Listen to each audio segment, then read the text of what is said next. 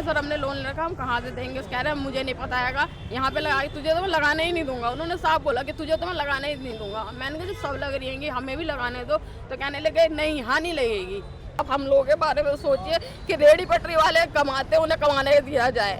आपने भी पीएम योजना में लोन लिया हुआ है? हमारा भी ले रखा है। और कितनी किस्त जाती है उसकी? 2,000 रुपए महीना जाती है। 2,000 रुपए। तो अब तो आप बेरोजगार हो गई, तो लोन कैसे चुकाएंगे? अब वही तो समस्या आ रही है कि कहाँ से देंगे, पहली तारीख से जाती है। हमारा सारा सामान तोड़ दिया और उसके बाद में सफाई कर्मचारी है वो सब भर के ले गए। पहले कमेटी आई है, एमसीडी वाले आए, मगर नुकसान नहीं किया।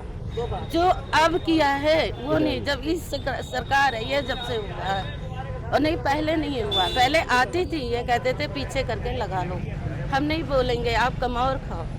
मैं यहाँ एक सब्जी की दुकान लगाता हूँ और सारे कागज़ हमारे पास भी हैं, मतलब जो लाइन में लगाते हैं सबके पास कागज़ हैं। पीएम लोन भी हमने ले रखा है, तो अभी भरा ही नहीं गया वो, तो कहाँ से भरें उसको? जब सारी दुकानें बंद कर दी तो कहाँ से भरें उसको? हाजी सर, मैं तो 25 साल से यहाँ से छोले भटूरे काम कर रहा हूँ। पटरी पर जेल के अंदर हूँ जो है, छोले भटूरे बेचता हूँ जो है। लेकिन इस समय जो है सब तोड़ के हटा दिया गया है और लगाने भी नहीं दे रहे हैं। अब कहते हैं अपने घर चले जाओ। अब कहाँ जाए? लोन भी लिए थे हम प्रधानमंत्री योजना से जो है। यानी मंदिर में आने वाले श्रद्धालुओं को फूल भी मिलने में दिक्कत हो रही है। यही वाला बात होगी, फिर फूल नहीं मिलेगा अब यहाँ पे। दिल्ली में नई सरकार को आए हुए 100 दिन 30 मई को पूरे हो जाएंगे। नई सरकार नए वादों के साथ आई थी। वो वादे कितने पूरे हुए वो आपको 30 मई को रेखा गुप्ता जी बताएंगी, क्या क्या उन्होंने किया और क्या क्या प्लानिंग है। लेकिन द स्वतंत्र की टीम इस वक्त यहाँ पर खड़ी है, इसका एक बहुत बड़ा कारण है। जी हाँ, हम इस वक्त दिखाएंगे कि हम दिल्ली के मधु विहार इलाके में हैं। ये ईस्ट दिल्ली में आता है। जी हाँ, ईस्ट दिल्ली यानी कि जमुना पार आता है। ये आईपी एक्सटेंशंस आगे लगता है। आईपी एक्सटेंशंस में फ्लैट्स हैं, यानी कि बड़ी बड़ी जो सोसाइटीज़ होती हैं वो फ्लैट्स हैं। और ये आपको फुटपाथ दिख रहे होंगे। इन फुटपाथ पे कभी ज़िंदगियाँ बसती थी, कभी रोज़गार होते थे। आपको लगेगा कि ये फुटपाथ पर एनक्रोचमेंट है, ऐसा नहीं है, यहीं पर ट्विस्ट है। ये जो फुटपाथ है यहाँ पे पटरी रखती थी, यानी कि पटरी पर लोग सामान बेचते थे और उनके पास सामान बेचने के लिए लाइसेंस था, सर्टिफिकेट था, जो उनको सरकार ने मुहैया कराया था। लेकिन एक दिन कमेटी आई और सब उठाकर ले गई। क्या है पूरा मामला, आइए समझते हैं। यहाँ के कुछ लोगों से बात करते हैं और जानते हैं क्या उनकी ज़िंदगी में नई सरकार आने के बाद क्या बदलाव आए हैं, क्या परेशानी आई है। ये आप देख सकते हैं, सड़क है, ये पूरी मार्केट है। यहाँ पर सारे तरह के सामान मिलते हैं और ये जगह हम आप दिखाते हैं। सबसे पहले तो हम आपको यही दिखा दें कि शुरुआत कहाँ से होती है। शुरुआत में ये कूड़ा देख लीजिए, बड़ा स्वच्छ और स्वस्थ की बातें चल रही हैं। हर जगह से कूड़ा उठाने की बातें उठाई जा रही हैं। कूड़े तो नहीं उठ रहे हैं, लेकिन गरीबों को ज़रूर उठाया और हटाया जा रहा है। यहाँ पे कुछ लोग बैठे हुए हैं। ये वो लोग हैं जो मैं आपको बता दूं कि जिनकी यहाँ पर पटरी लगती थी, जहाँ से इनका परिवार चलता था। इसको समझने के लिए हमारे साथ हमारे सहयोगी हमेशा की तरह विक्रांत यादव भी हैं। विक्रांत यादव, ये क्या मामला है, यहाँ पर हम लोग क्यों हैं? देखिए हैदर साहब, ये जो दिल्ली में ना कई इलाकों में जो रेहड़ी पटरी वाले हैं उनको बाकायदा परमिशन मिली हुई है, वेंडिंग लाइसेंस मिले होते हैं, जिसके आधार पर वो वेंडिंग सड़क पर अपनी दुकान इस तरीके के ठिए लगा सकते हैं। इनमें छोटे फल बेचने वाले मिलेंगे आपको, दिए घड़े बेचने वाले मिलेंगे आपको, और जो छोटा छोटा काम करके आसपास की सोसाइटी के लोगों के लिए बहुत ज़रूरी रहता है। तो कई बार क्या होता है कि वेंडिंग लाइसेंस होने के बाद भी इनको हटा दिया जाता है, और जो बड़े बुलडोजर से जब कार्रवाई होती है तो वो सबकी निगाह में आती है। लेकिन कई बार इतने छोटे छोटे इलाकों में, आप देखिए ये मधु विहार का इलाका है, यहाँ से करीब इन 22-23-25 लोगों को हटा दिया गया। तो 25 लोगों के परिवार को अगर हटाया गया तो आप समझिए कि उनका एकदम सड़क पर वो आ गए। बाकी आप इन लोगों से पूछिए तो इनके पास लाइसेंस हैं, इनके पास कोर्ट के आदेश हैं, उसके बावजूद इस तरीके से कार्रवाई हो रही है। तो कहीं ना कहीं जो कहा गया था मुख्यमंत्री के जरिए कि 20 दिन में दिल्ली को साफ करेंगे, उस समय हम लोग आशय समझ रहे थे कि दिल्ली से गंदगी साफ की जाएगी, लेकिन अब लग रहा है कि गरीबों को हटा करके यहाँ पर एक विशेष सफाई अभियान चल रहा है। हम आपसे पूछेंगे कि वेंडर लाइसेंस है कि आप अपना नाम बताइए। मेरा नाम राजीव कुमार गुप्ता है। मैं अपना खाने का ठेला लगाता हूँ, मैं रेडी पटरी का प्रधान भी हूँ। तो क्या खाने में क्या चीजें लगाते थे आप? रोटी सब्जी दाल राजमा चावल कड़ी चावल, जिससे आम लोग यहाँ के जी, खा जी, लेते थे। जी, क्या जी। कितने रुपए प्लेट होती थी? 40 रुपये प्लेट का। देखिए 40 रुपए प्लेट में दिल्ली में खाना दिया जाता था राजीव जी, जिनकी अब पटरी हटा दी गई है। 15 दिन हो गए सर, घर से बेघर हैं, क्या करें। तो क्या मतलब कि आपके पास कागज नहीं थे कि कब्जा किया हुआ था आपने सारा? COB है, हाई कोर्ट का सब कुछ है, COB है, लाइसेंस है, 100 रुपये वाली पर्ची है। हाँ यही 2 बिजली के मीटर लगे हुए हैं। ये आपसे करेंगे वाले से। देखिए कागज सब है, लेकिन कागज हम ज्यादा दिखा नहीं सकते क्योंकि यूट्यूब की अपनी अपनी पॉलिसीज होती हैं जिसके कारण आइडेंटिटी। लोन भी है हमारे पास, प्रधानमंत्री का लोन भी है, COB है, LOR भी है, 100 रुपये वाली पर्ची भी है। ये सब आप देख सकते हैं कि सारे कागज हैं। हाई ये कोर्ट के कागज भी हैं हमारे पास। कोर्ट ये कागज क्या कह रहे हैं? कागज क्या बता रहे हैं? कागज ये कह रहे हैं जब तक टाउन बेंडिंग जोन ना बने जब तक इनको यहीं एक बात आपने बड़ी महत्वपूर्ण की कि प्रधानमंत्री का लोन के कागज भी है, तो क्या PM लोन भी उसमें आपने लोन भी लिया हुआ है 50-50 हज़ार का लिया हुआ है। 50,000 रुपए ले रखा हमने। आप लोगों ने इसी काम के लिए? अब हम भरेंगे कहाँ से? 15 दिन से हटा दिया हमें। तो हैदर साहब ये अब हम समझिए कहाँ से कितनी भरें? बड़ी समस्या है कि इन लोगों प्रधानमंत्री सरकार ने योजना चलाई, PM लोन योजना की 50,000 रुपए आपको लोन के लिए कोई सिक्योरिटी नहीं देनी पड़ेगी, लेकिन इन लोगों ने लोन लिया डीसी ने और दिलवाया हमारे को लोन, 50,000 रुपए लोन डीसी ने दिलवाया है। और डीसी खुद हमारे साथ बैंक में गए थे और मैनेजर से कहा उन्होंने कि भाई इनको 50,000 रुपए लोन दो, तो उन्होंने लोन दिया है। हमने LI को ही बताया। देखिए आप लोन के कागजात होने चाहिए। लोन के लिए आपके पास एक जमीन सब चीजें सब प्रमाण पत्र होते तब जाके लोन मिलता है। प्रधानमंत्री जी की ये योजना थी जिसका बहुत बखान किया गया, चुनाव में इसका जिक्र किया गया कि गरीबों को लोन दिया गया है बिना कागजात के, लेकिन हकीकत क्या है आपको हटा दी गई दोबारा। फिर हमारा सारा सामान तोड़ दिया और उसके बाद में सफाई कर्मचारी है वो सब भर के ले गए, जिनका जो यहाँ पे सफाई कर्मचारी है वो एक आदमी से 20-20 हज़ार रुपये लेकर के और गैर हाजिरी को हाजिरी लगाता है, जो कि आदमी काम ही नहीं करने नहीं आते कभी, उनकी भी हाजिरी लगाता है वो, और 3 लाख रुपए वो खुद अपने पास रख लेता है और वो आदमी आकर के तोड़ के ले गया हमारा सारा सामान। देखिए जो सिस्टम में जो कमियां हैं उसके लिए जो मार पड़ती है वो हमेशा गरीब पे पड़ती है। आपकी क्या कहानी है? मेरी ये कहानी है, मेरा सारा तिरपाल सारा तोड़ दिया। सामान 4 दिन पहले बताया था कि आपका टूट जाएगा, ये हटा लेना, मैंने हटा लिया। अब ये है कि सवाल इस बात का है कि मेरा रोजी रोटी इसी से चलती है। हमने बच्चों की शादी 2-1 करी है, अब बच्चों की शादी करनी है, कहाँ से करेंगे? और किराया नहीं देते, हमारा अपना खुद का है मकान, किराए पे है, छोटा सा है मगर अपना है, किराए पे नहीं रहते हैं। पहले किराए चोट वोट भी कैसे? ये मेरे जो है ना, ये पता नहीं अपने आप ही दर्द हुई, दुकान पे बैठे बैठे हमारा दर्द हो गई। अब वो कह रहा है हड्डी खिसक गई है, तो कह रहेगा कि इसका ऑपरेशन होगा। मैं ऑपरेशन नहीं कराना चाहती हूँ, आँख का ऑपरेशन होगा। अब बताओ मैं इतना पैसा कहाँ से लेके आऊँ? आप ये समझ सकते हैं कि कैसे जिंदगी जी जाती है पटरी में। जिंदगी पूरे कागज होने के बाद एक उम्मीद होती है कि अपनी रोजी रोटी सारे सबके पास कागज मेरे है। पास कागज कागज सारे हम हैं। यूट्यूब की पॉलिसी होती है, आइडेंटिटी नहीं दिखा पाते, लेकिन सबके पास 50,000 कागज रुपए है। का लोन ले रखा है मैंने, अब वो हमारी जाती हर महीने। तो बताओ अब हमारा दुकान आपने भी बंद है, PM योजना में लोन लिया हुआ है हमारा भी ले रखा है। और कितनी किस्त जाती है उसकी? 2,000 रुपए महीना जाती है। 2,000 रुपए। तो अब तो आप बेरोजगार हो गई, तो लोन कैसे अब चुकाएंगे? लोन अब वही तो समस्या आ रही है कि कहाँ से देंगे, 1 तारीख से जाती है। अब ये तो हम जाके पता करेंगे। अब वहाँ तो अभी गए नहीं ना, इसी चक्कर में भाग दौड़ कर रहे, कभी अपने टांगों के लिए जा रहे हैं तो कभी अपने इसके लिए जा रहे हैं। आपकी भी है फिर? हाँ जी सर, मेरी भी वहाँ पर दुकान है कि अब MCD वालों ने मिलकर सबने उखाड़ दी। तो आपके पास कागज नहीं थे क्या? नहीं, कागज सब कुछ है, सब प्रूफ तो है। क्या कुछ आप लोगों को नोटिस दिया गया? क्या दिया नहीं, गया? बस बताया गया था कि आपको यहाँ से सामान हटा रहा है, यहाँ से हटाया जाएगा, पर ये नहीं बताया कि पूरा ही उजाड़ दिया जाएगा, बाद में कमाने का मौका नहीं दिया जाएगा। हमें स्वनिधि से योजना से 20,000 का लोन मिला, आके उन लोगों ने लोन दिया कि आप लोग लोन ले। अब हम लोग कहाँ से चुकाए लोन? अब 15 दिन हो गए, कोई दुकान नहीं, कोई कुछ, 1,000 रुपये उसके कटते हैंगे। मेरे पास फोन आया कि मैम आपके लोन नहीं दे रहे हो, आप जमा नहीं हो रहे। मैंने कहा मैं कहाँ से दूँ, जब दुकान ही नहीं लग रही है। अगर दुकान लगेगी तो देंगे ना। हमारे यहाँ पे जो पुलिस वाले हैं, बीट वाले हैं, वो आके सारा उखाड़ के चले जाते हैं। अगर थोड़ी देर बैठ जाओ तो आके वो गुस्सा करने लग जाते हैं। मैंने बोला कि सर हमने लोन ले रखा है, हम कहा कह रहे हैं हमें नहीं पता कहाँ से दोगे, जहाँ जाना है वहाँ जाओ। जैसे यहाँ तुमने बनाया वैसे कहीं और वहाँ जाओ। तो मैंने कहा सर हमने लोन ले रखा, हम कहाँ से देंगे? कह रहे हैं मुझे नहीं पता है, यहाँ पे लगा तुझे तो मैं लगाने ही नहीं दूंगा। उन्होंने साफ बोला कि तुझे तो मैं लगाने ही नहीं दूंगा। मैंने कहा सब लग रही है, हमें भी लगाने दो। तो कहने लगे नहीं, यहाँ नहीं लगेगी।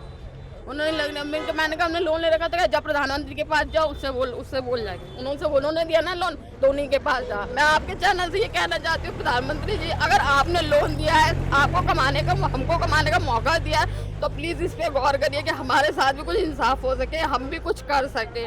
हम कहाँ जाएंगे, आपके भरोसे बैठे हुए हैं हम लोग, और किसी के भरोसे नहीं बैठे हुए। हमने वोट इसीलिए था कि अच्छे दिन आएंगे, पर मुझे तो नहीं लग रहा कि अच्छे दिन आए, और सबसे ज्यादा बेकार दिन आएंगे। और सरकार से, इस सरकार में सबसे बुरे दिन आए हैं, सबसे बुरे दिन आएंगे, सबसे बुरे दिन आएंगे। अगर आप तक ये बात जाती है तो आप हम लोगों के बारे में सोचिए कि रेडी पटरी वाले कमाते, उन्हें कमाने दिया जाए। वो पीछे करके लगाते हैं, पुलिस वाले होते पीछे करके पीछे वैसे लगा रहेंगे, जब ऐसे ही लगा रहेंगे, पीछे ही लगा रहे सब।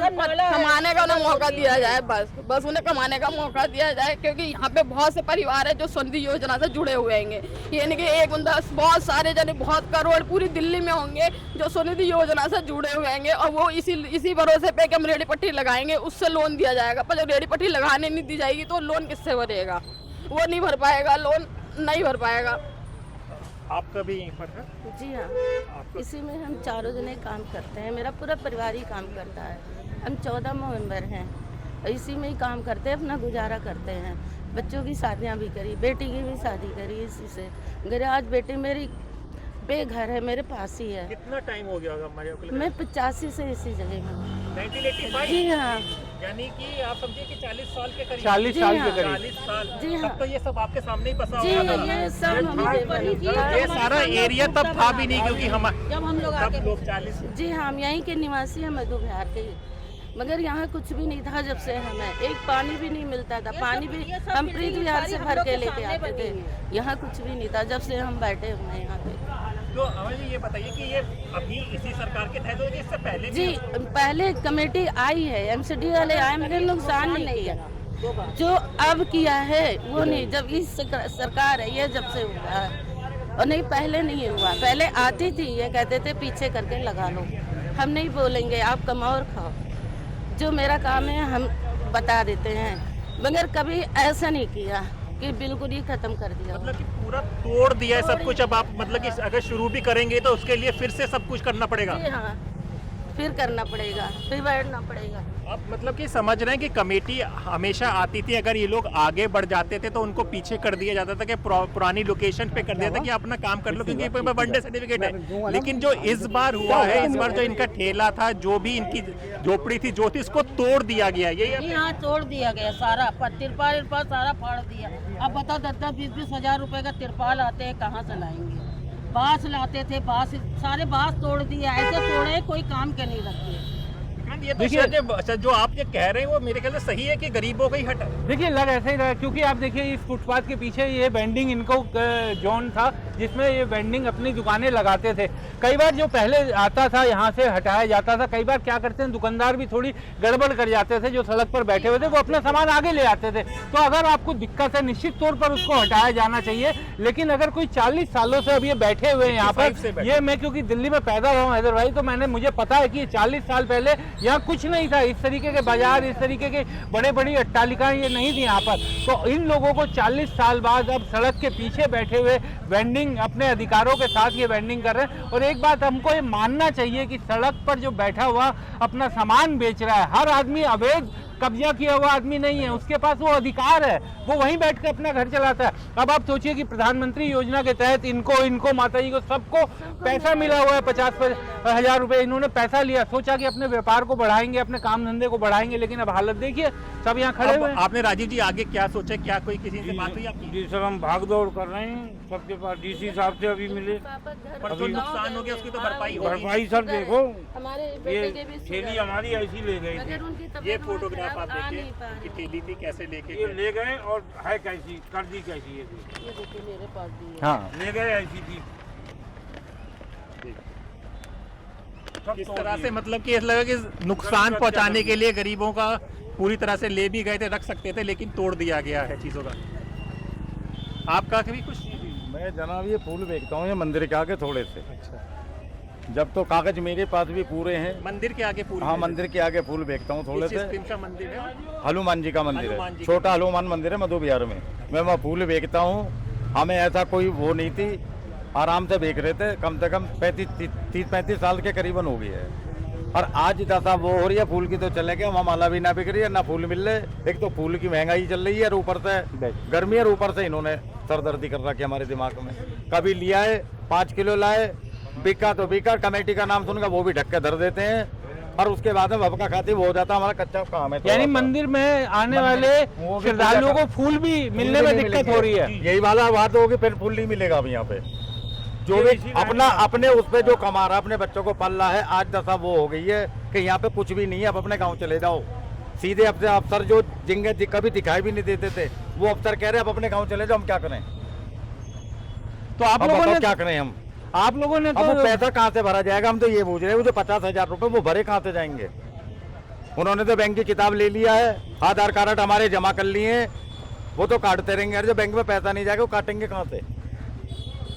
बहुत बड़ी हो रहे तो सब अपना प्रूफ ले लिया हमसे पूरा, बैंक की किताब भी, आधार कार्ड भी, मकान के कागजों की सब प्रूफ है, तो वो तो अपने काटते रहेंगे, पर बैंक में पैसे कहाँ से डालेंगे अब हम? ये तो जिंदगी में इंसान आगे बढ़ता है, कुछ लेके कि आगे करेगा। बच्चे इस पटरी पे ना हो, इसका ये भविष्य होता है। ये देखिए 40 साल पुरानी दुकान गुप्ता फ्रूट कॉर्नर, फल बेच रहे हैं ये सड़क के किनारे। अब इनकी ये राजीव जी आपके।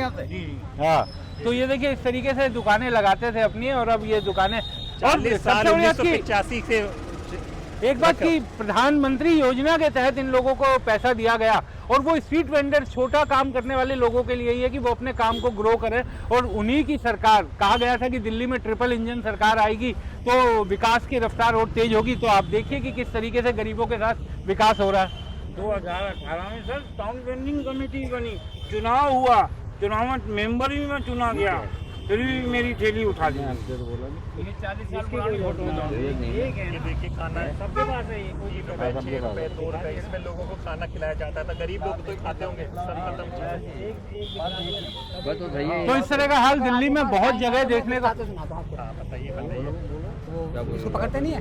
नहीं, हम पकड़े हुए, बताइए। ऐसा है कि किसी गली में, किसी सड़क के ऊपर सरकार की परिसर पे अपनी दुकान बना देना, उसे कचरा जमा देना, ये भी नीति के विरुद्ध है। नंबर 1 बात समझ गया। अगर कोई मजदूर किसी तरह से वहाँ चिपड़ के अगर रोटी कमा के खा रहा है और उसको चलता आ रहा है, तो उसको उठाना भी नीति के विरुद्ध है। पर इन लोगों के पास तो कागज है, इनके पास बता रहा हूँ मैं, धीरे बता रहा हूँ मैं। अगर मेरी सरकार की सड़क के ऊपर किसी मजदूर ने कब्जा कर लिया और उसको हथिया लिया अपने लिए और उसमें दुकान चलाने लग गया, तो धीरे धीरे अपने दस्तावेज तैयार करता रहा, तो उसको भी हटाना भी ठीक नहीं है। फिर उस टाइम कहाँ नहीं सोई हुई थी सरकार? जिस टाइम वो कब्जा कर रहा था उस टाइम कहाँ वो सोई हुई थी सरकार?